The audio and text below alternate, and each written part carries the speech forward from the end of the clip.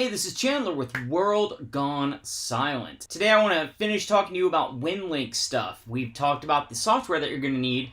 Let's talk about the Signalink box and the radio you're going to use. If you're going to be using Winlink, you're going to need a radio and the Signalink box. You'll also, of course, need software. We went over that in the last video. If you're using Winlink locally via VHF and UHF, you can use a radio like this. This is the Yaesu FT60R. I am a huge fan of the Baofeng radio. The thing is, if you try to use those with Winlink, you're gonna have a bad time. Turns out the Baofeng is a radio on a chip, which means there's one chip inside of the radio that makes the whole thing work. That's awesome, especially if you're using it just to talk on the repeater or to do very simple tasks. It helps them to keep the cost down, and it's great for helping people to get into the hobby. The problem with that chip is the difference between transmitting and receiving.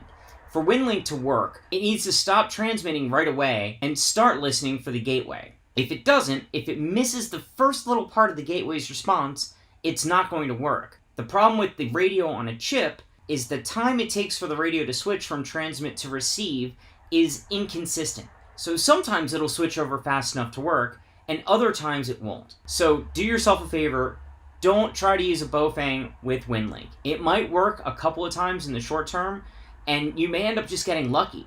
But in general, it's going to be a really difficult thing to troubleshoot if you have any problems. So that speaks to the radio. What about the Signalink? Here's the Signalink box, and I've talked to you about these things a couple of times. One of the things a lot of people don't know about this is you can open it up and then change some of the jumper wires inside so it can work with all sorts of different kinds of radios. It's a fantastic feature. To open this thing, you're going to need a hex wrench. These actually come with the Signalink box.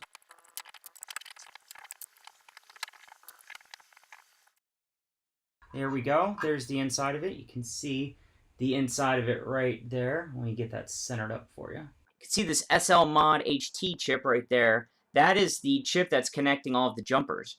You can take this chip out. You can make connections across these different holes in order for the Signalink to work with hundreds of different kinds of radios. It's really clever technology. All right, so once you've made your changes, or you've gotten a jumper board and you want to put that in, just go ahead and insert that. Then we're going to put this back into the case and put the screws back on.